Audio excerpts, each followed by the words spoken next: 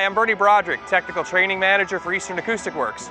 Welcome to Fenway Park here in Boston, Massachusetts. I've been out on the road now for about 3 weeks. EAW's been supporting the Tom Petty and the Heartbreakers 2014 tour for their #1 selling Hypnotic Eye album. And we're out here with the new Anya ADAPTIve system here in the field. And we got a chance a little earlier on to sit and talk with Robert Scovill, front of house engineer for Tom Petty, as to some of his thoughts about the system now that he's got about 12 or 13 shows under his belt. So let's go over and ask Robert a couple of questions on how he's felt about the system so far. A big part of the reason we chose the PA because of the coverage capabilities of it.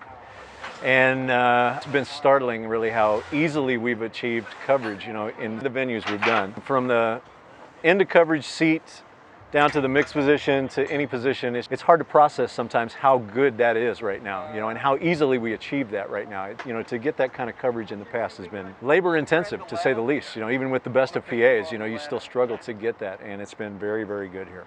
We've all kind of lived with that dream of having the perfect point source up there, but I will say for a multi-array PA, meaning where we have multiple columns hanging next to each other, it's probably the purest impulse I've ever gotten off of a PA system. I mean, the acoustic phase response on it is just breathtaking, especially given that you have 3 arrays on. And for my money, it's especially noticeable in the bottom end. We always have the issue today, even when we're using traditional line source, as soon as we displace that second array out there and try to increase our horizontal coverage, we disrupt the acoustic phase in the arena, no doubt about it. I mean, you get late arrival, low frequency information out in the arena, and I have not experienced that to any degree with this PA. It works as much like a point source, full range as anything I've ever used by a million miles, At least on this much of the tour, we haven't seen any subwoofers in play. Maybe it's all part and parcel, but maybe give your thoughts on that a little bit. I think it is part and parcel to that. I mean, my experience with it has been very similar. I've said this to you a number of times, very similar to working in a control room where, if we need more bottom end on the record, we don't add subwoofers to the control room monitors. I mean, we generate it at the console. All of that low frequency stuff is generated inboard. It's as an input source, and then delivered to the output. But in the past, we haven't really had PAs that could really, really handle that, properly. We've always supported it with subwoofers, and I can be so much more creative in the bottom end right now, not having to have that second source of low end and try to get it in phase for everybody, either through crossover or through impulse for the audience. It's just, it's a trade-off for sure. I mean, you never get it right for the entire audience.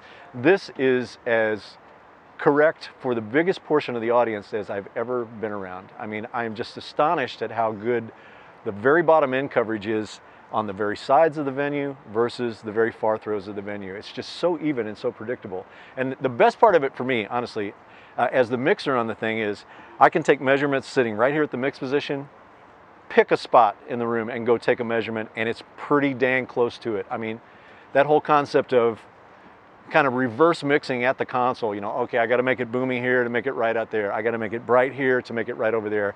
I don't even think like that right now. It's just gone. That mentality has gone out of my brain right now. So speaking of sound quality, let's talk about your boss for a minute. Yeah. Obviously, this entire show revolves around him and his vocal. Yep. And can be a challenge. I mean, has been a challenge. Legendary, throughout my career, trying to make that voice work. And it's just a combination of things, and it's a function of just the guy, right? I mean, part of the way he gets his delivery is by singing quiet, and so there's a lot of pressure on that microphone, a lot of gain pressure on that microphone. So, it's always spoken to, we need PA that has pattern control in it. We need microphones that have pattern control in it. That's the whole game out here, is gain before feedback and control of what's going on stage with regards to the PA system. What is the PA system actually doing on stage? You've watched me do it out here for a couple of weeks now, where we spend time actually taking measurements on the stage to see what's happening there. You know it from my first days with Anya. Some of the first early measurements I ever did were behind the PA. I wanted to know what was going on back there. So the cool thing about it, I think, is when you have that much control in front of the PA, you're going to have that much control in the back of the PA too.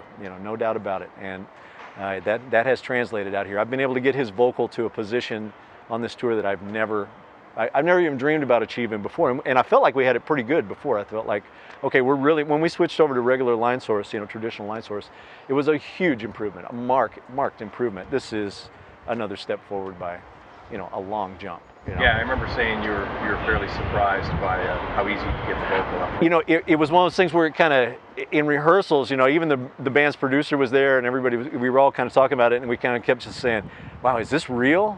I mean, is what we're doing here real? Is this going to actually translate in the arenas and the other places? And sure enough, it has, and more really, And Tom's picked up on it. He can hear it on stage without a doubt.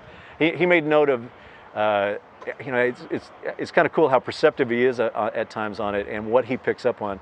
He picked up on the S's, like any S's that he had on his microphone feel so clean and so pure now on this mic, whereas before they were more of a shh, or a very wide kind of messy S, and he doesn't experience that now, So, it just makes for the diction being really good.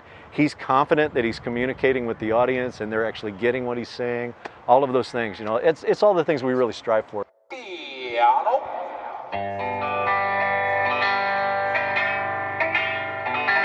It's common knowledge that you're a big fan of the C array. Yeah.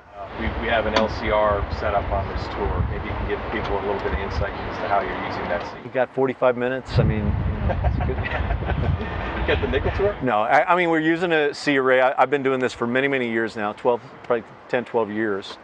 Started doing it with VDOSC, moved it on to K1, and now doing it here. And if you can kind of see it in the screen, one of the challenges we had with doing it LCR with traditional array is trying to get that array in phase with a big piece of the audience that we're trying to support with it, but yet not have it be out of phase with the far field.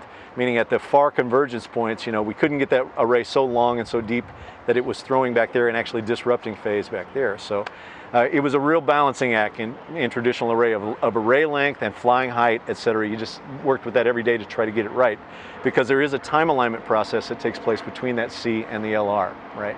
So once we get that right at the mix position, it's a matter of trying to average that down into the biggest amount of seats. Yeah. Well, with Anya, that is so optimized for us because we can put the directivity and the coverage pattern into that to say, okay, well, really, that C array, it doesn't matter how high we fly it, whatever, the place we want it to cover is 4th row to the end of the mixing riser or just before the seats go up, and not impact the low or the long convergence points of the LR, And we've proven it day after day. You can get up into the LR, turn that C on and off, and just have no impact on it. Get down in here, and it's a huge impact. I mean, it just completely supports that center image, which is what we want. We want localization there. We want anybody that's on the floor, regardless of whether they're on the left side or the right side, to have their attention drawn to the center of the stage for the vocal, kick, snare, anything that is center in the mix. It's still a completely stereo system. If I pan something left, it goes left. If I pan it right, it goes right. But anything that is center is equal energy in all 3 arrays. So. Got 54 cabinets in the air. Yeah. Do you have enough horsepower? I do have enough horsepower. We talked about this over breakfast. I had a little bit of anxiety, but we still have easily 10 dB of drive on the system from the console if we want it right now. So yeah, we're gonna have plenty of volume, plenty of volume.